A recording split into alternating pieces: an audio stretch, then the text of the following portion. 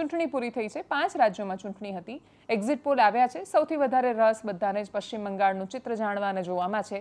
એવું નથી કે આપણે ત્યાં બંગાળી ભાષા સાથે બહુ વિશેષ લગાવ છે અને કોઈને તમિળ આવડતી નથી એટલા માટે તમિલનાડુ સાથે કોઈ લેવા દેવા નથી, એવું પણ નથી. એવું નથી કે લોકોને કલકત્તા વધારે ગમે છે અને ચેન્નઈ ઓછું ગમે છે એટલે, પણ ત્યાં ફાઇટ જબરદસ્ત થઈ રહી છે. ત્યાં દિગ્ગજ નેતાઓ છે કે જે મેદાનમાં છે. ગયા વખતે ત્યાં દીદી ઓ દીદી એવું કહીને પ્રધાનમંત્રીએ ખૂબ પ્રચાર કર્યો હતો. અનેક એક્ઝિટ પોલ એવા હતા, એટલે લગભગ અડધો એક્ઝિટ પોલ હતા કે જે ભારતીય જનતા પાર્ટીની સરકાર બનતી દેખાડતા હતા. મોટા ભાગના લોકો જે ગુજરાતમાં છે, જેને પશ્ચિમ બંગાળ એ ગયા પણ નથી, મમતા બેનર્જીના પોલિટિક્સની પણ ખબર નથી, પશ્ચિમ બંગાળ વિશે પણ ખબર નથી, પણ જેમને ભારતીય જનતા પાર્ટીથી પ્રેમ છે અને વૈચારિક સમર્થનમાં છે, એ લોકો એટલા બધા ઉત્સાહમાં હતા કે ત્યાં સરકાર ભારતીય જનતા પાર્ટીની આવી જવાની અને દીદીનું પોલિટિક્સ ખતમ થઈ જવાનું. પણ એવું કશું જ થયું નથી. આ વખતે રાષ્ટ્રીય સુરક્ષા અને બાકીના બધા મુદ્દાઓ તો ચર્ચામાં છે. ગયા વખતે બાંગ્લાદેશ તો ચર્ચામાં હતું, પણ એ સિવાય એટલી બધી કોઈ વિશેષ ચર્ચાઓ નહોતી રાષ્ટ્રીય સુરક્ષાની. આ વખતે જો ત્યાં ટીએમસીની સરકાર બની તો કેવી રીતે દેશની સુરક્ષાને ખતરો છે એ વાત વારંવાર કરવામાં આવી છે. અને એટલે જ તૃણમૂલ કોંગ્રેસની સરકાર, બીજું તૃણમૂલ કોંગ્રેસનો સ્વભાવ એ વર્ષોથી જ્યારે તમારી પાસે અતિશય સત્તા આવે અને તમે જેને હરાવીને આવ્યા હોય ને જેવા થઈ જાઓ, એ પ્રકારનો જ સંપૂર્ણ અહંકારી ચહેરો મમતા બેનર્જીની સરકારનો ત્યાં પશ્ચિમ બંગાળના લોકોએ જોયો છે. પશ્ચિમ બંગાળના પત્રકારો પણ એ જ જુએ છે જે ગુજરાતમાં. એટલી તીવ્રતા તો નથી ગુજરાતમાં સરખામણીએ, પણ છતાંય જે ગુજરાતમાં સરકારની સામે બોલતા પત્રકારોને ઘણીવાર મહેસૂસ થાય, જે બહુ જ ઓછી એની માત્રા છે પશ્ચિમ બંગાળની સરખામણીએ જોઈએ તો. પશ્ચિમ બંગાળમાં તો એનું અતિ છે, એટલે ઇન્દિરા ગાંધીને ભૂલાવી દે એ પ્રકારની સરકાર એમણે જોઈ લીધી છે. અને એટલે જ આ જે જંગ છે, આ જે લડાઈ છે, જે આક્ષેપો ભારતીય જનતા પાર્ટીએ કર્યા છે, એ બધા જ આક્ષેપો હવામાં નથી અને એને ટાળી શકાય એમ પણ નથી. અને એટલે જેમ અભિષેક બેનર્જી છેલ્લે ઇલેક્શનના પહેલાં પણ એવી આમ ખતરનાક ધમકી આપે છે કે રિઝલ્ટ પછી જોઈ લઈશું, ગયા વખતે તો કશું નહોતું કર્યું પણ પછી જોઈ લઈશું, ને પશ્ચિમ બંગાળમાં એ પ્રકારની હિંસા થાય છે.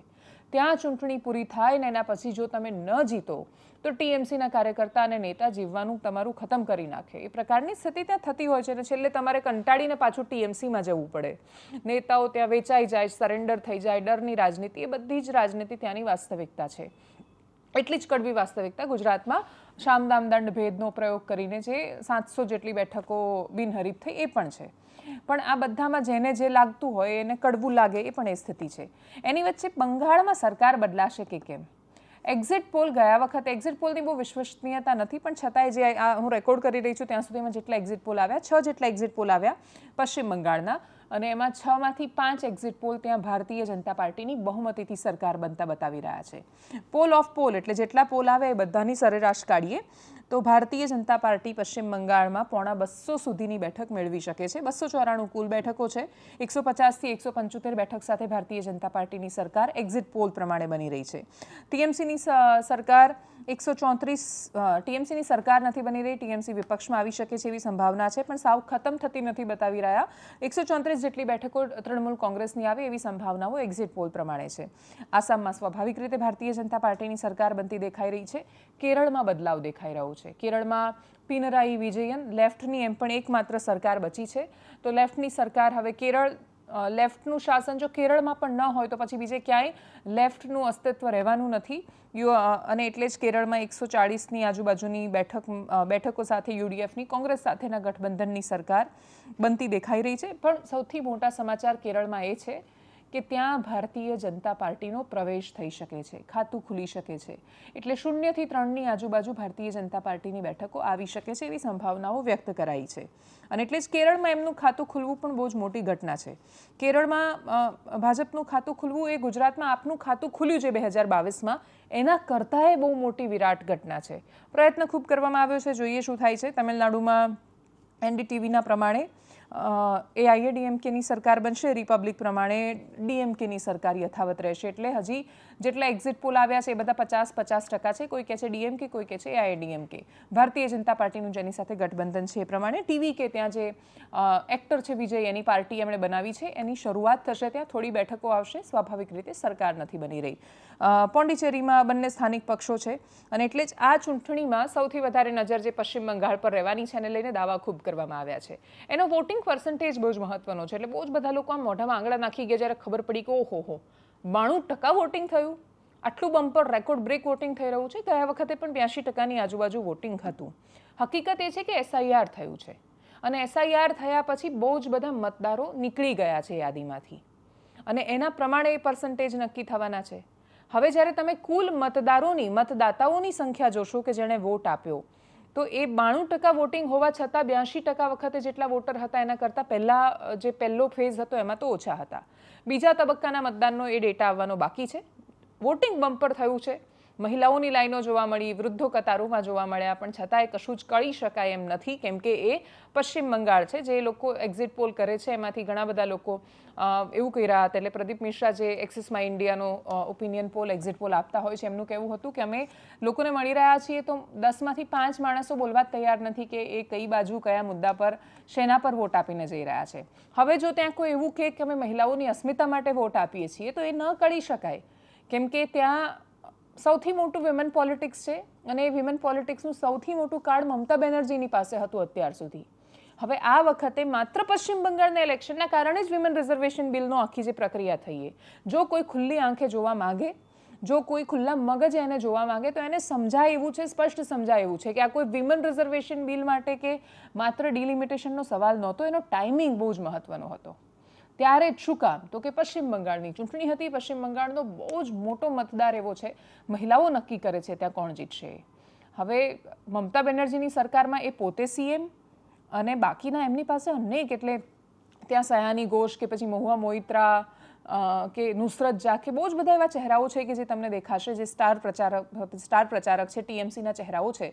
તો એક અભિષેક બેનર્જી તમને યાદ આવે TMCમાંથી. બાકી એના સિવાય મોટા ભાગના નેતાઓ ત્યાં મહિલા નેતાઓ છે કે જે આક્રમકતા સાથે એકદમ સ્ટાર કેમ્પેનર બનતા હોય અને એટલે જ ત્યાં મહિલાઓ માટે યોજના બહુ બધી છે. અતિશય પૈસો ત્યાં ફ્રીમાં આપવામાં આવે છે. જન્મો તોય પૈસા, મરો તોય પૈસા, મર્યા પછી સ્મશાનમાં લઈ જાઓ ત્યાંય પૈસા, દરેક ધર્મ માટે પૈસા. વાતાવરણ બહુ જ ઇન્ક્લુઝિવ છે.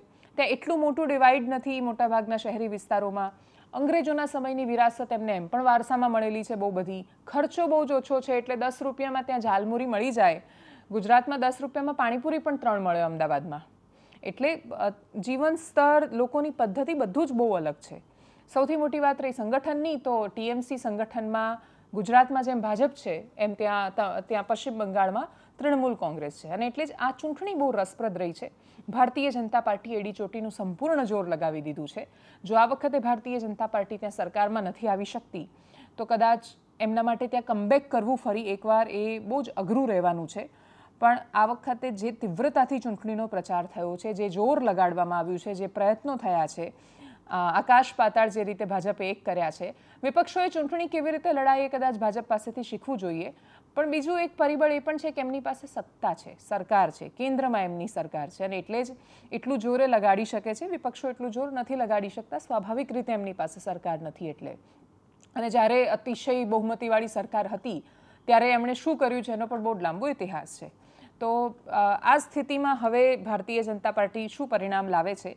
એક્ઝિટ પોલ સંભવતઃ સાચા પણ પડી શકે જે પ્રમાણે મહેનત થઈ છે. ત્યાંના પત્રકારો જે કહી રહ્યા છે અથવા જેમની સાથે વાત થઈ રહી છે એ લોકો કહી રહ્યા છે કે લાગતું નથી કે ભાજપ જીતે, પણ ભાજપ જીતે તો નવાઈ નહીં પમાડવાની. એક્ઝિટ પોલ જેવા જ બધાના પર્સનલ ઓપિનિયન પણ છે. એનું કારણ એ છે કે લોકો ખુલીને બોલી નથી રહ્યા.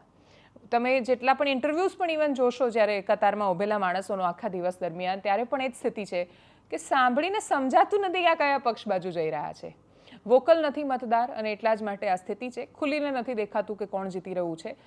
પશ્ચિમ બંગાળમાં તૃણમૂલ કોંગ્રેસ એવો વિશ્વાસ વ્યક્ત કરે છે કે સરકાર એમની બનશે બહુ જ આત્મવિશ્વાસ સાથે, પણ એ લોકોને પણ ઇન્ટરનલી ખબર છે કે આ ચૂંટણી ટફ છે, આ ચૂંટણી અઘરી હતી. જોઈએ પરિણામો શું આવે છે.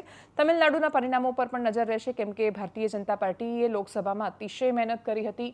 પ્રધાનમંત્રી મોદી ત્યાંના મંદિરને બધી જ જગ્યાએ એ પરિવેશમાં જે પ્રધાનમંત્રીની ઓળખ છે કે જે પ્રદેશમાં જાય એ પ્રદેશ સાથેનું પોતાનું કનેક્શન, એનો પરિવેશ બધું જ એ બતાવતા હોય છે. એ બધું જ એમણે કર્યું અને છતાં એ લોકસભામાં સફળતા નહોતી મળી ભારતીય જનતા પાર્ટીને.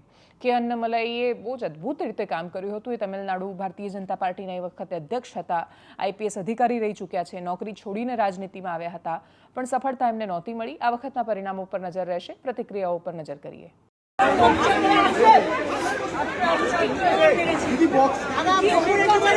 दीदी क्या रिपोर्ट आ रही है?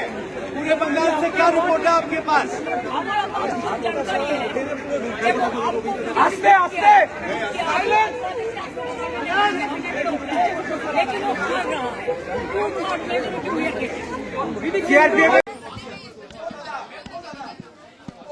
देखिए कैसे हमारा वर्कर को पिटा है रात में।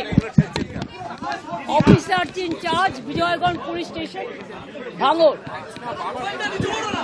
जस्ट देखिए जो atrocity, can you see it? देखिए देखिए, एक क्या गुंडाराज चल रहा है, देश को बेच दिया। ऐसे वोट कभी होता है? ऐसे कभी वोट नहीं होता है। वोट शांति से होता है। लोकतंत्र डेमोक्रेसी का फेस्टिवल होता है, लेकिन ये तो लोकतंत्र को पूरा बालोटा बजा दिया, पूरा इसको एट्रोसिटीज कर दिया। Intention is very clear that BJP wants that forcefully to rig the election. But our workers and people are ready to die, but they will not leave the place. हम बहुमत के साथ सरकार गढ़ने के रास्ते पे हैं। हम सरकार तैयार हो रहे हैं, हमारा भाजपा का सरकार हो रहे हैं। भाजपा का सरकार जो बंगाल में आ रहे हैं पहले बार के लिए, वो कोई एक दल का सरकार नहीं है। भला ही वो भाजपा का विधायक से, चुने हुए विधायक से ही निर्मित होगा, लेकिन वो पश्चिम बंगाल का जनता का सरकार होगा, मानुष का, बंगाली का सरकार बनेगा।